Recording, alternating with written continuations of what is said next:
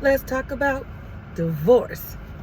So, my take on divorce, and this is just my opinion, not a scientific fact, but what I have noticed. Some people get divorced because they go in with the exit plan. Their mindset is, if this doesn't work, then we'll just get a divorce. Or you have all these things, if you do this or you don't do that, I'm gonna get a divorce. You don't have the mindset that I'm gonna go in without an exit plan and I'm gonna work this out. Whatever it is, we're gonna work it out. Now, I don't condone infidelity, any of that. But if the two of you want to work it out, anything can be worked out. Anything can be forgiven if the two of you are willing to work at that. Because forgiveness is not just one way. Sometimes for yourself, you forgive that person to release it from you, to release the hurt from you.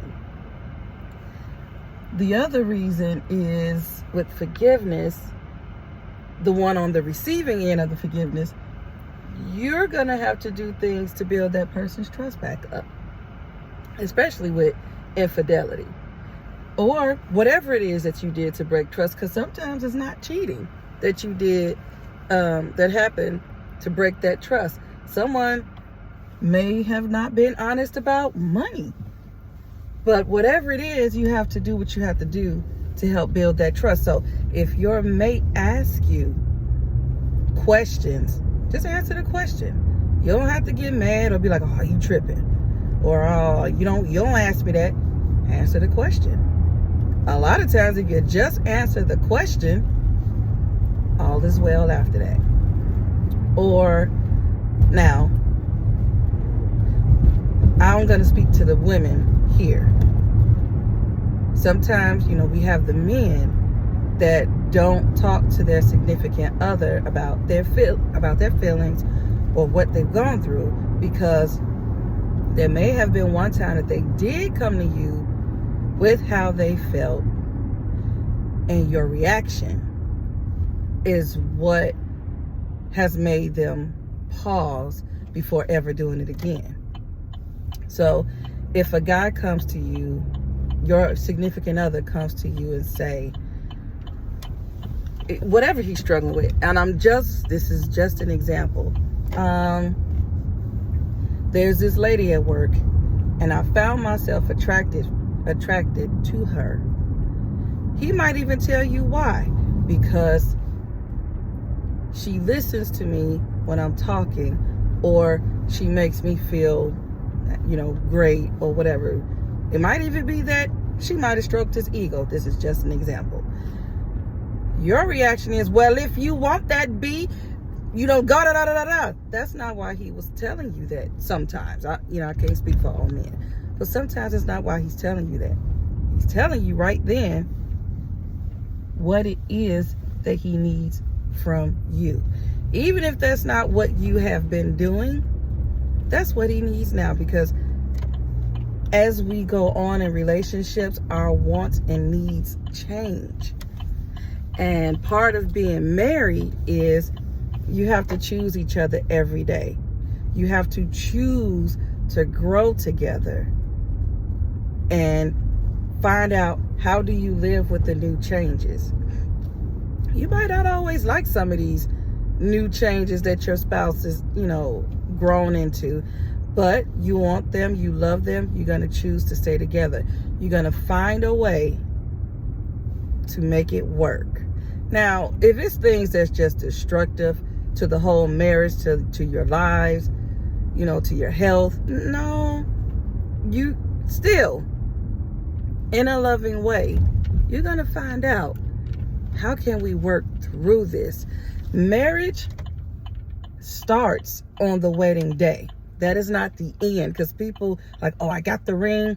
We made it down the aisle. We made it. No, you just started. Are you really prepared for in sickness and in health? And sickness and in health can include mental health. It's not just your broken body, your mind, your spouse's mind can be affected in some way where they may have a mental breakdown. Are you prepared for that?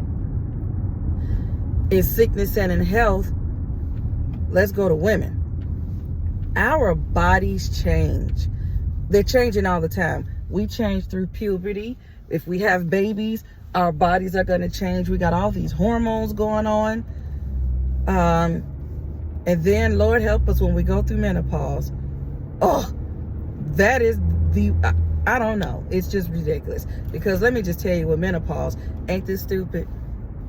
I am having night sweats, but I'm also cold. How am I cold and I'm sweating at the same time? So I'm hot and I'm cold. This is stupid. But that is what we go through. So not only do you go through that with menopause, sometimes it's different with every woman. Some women might have mood swings. Some are just upset and don't even know why they're upset. I don't know why I feel like I feel, but I feel like I feel. Are you prepared for that? Are you prepared for, before, while she's pregnant, she does not have a sex drive? Are you prepared for that? You can't get mad at her because she doesn't, she's not in the mood.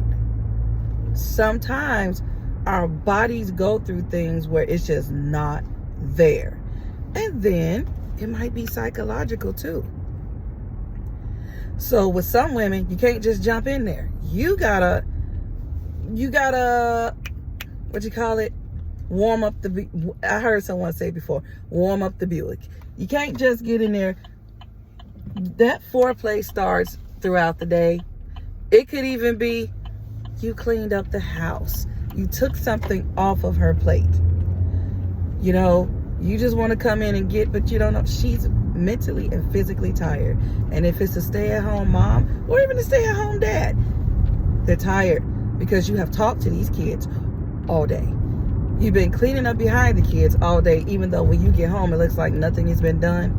But literally, that little tiny human, they just, as soon as you pick it up, they mess it up. So I'm just saying, are you prepared for that? If you are prepared to grow with that person in every way, then you're ready for marriage. When you're in that marriage, my advice to you, don't go in with an exit plan. Go in knowing that no matter what happens, we are going to try to work through this. Sometimes working through it, you might have to go to counseling. And a life coach might be okay. A life coach helps you, with a future goal. You might have to go to therapy. That's different. That is a licensed professional that is going to help you with your traumas, because those traumas are causing triggers. So that therapy is going to help you walk, how to manage those triggers, or even figure out, why do I react like this? A lot of times you be thinking it's because you did this or you did that. And when you go to therapy, you be like, oh, it was internal. Oh, I was actually like this since I was a child. I learned, and this is my second marriage, and this is why I can talk to you about divorce, marriage, and everything, and what not to do, because I did it with the first one.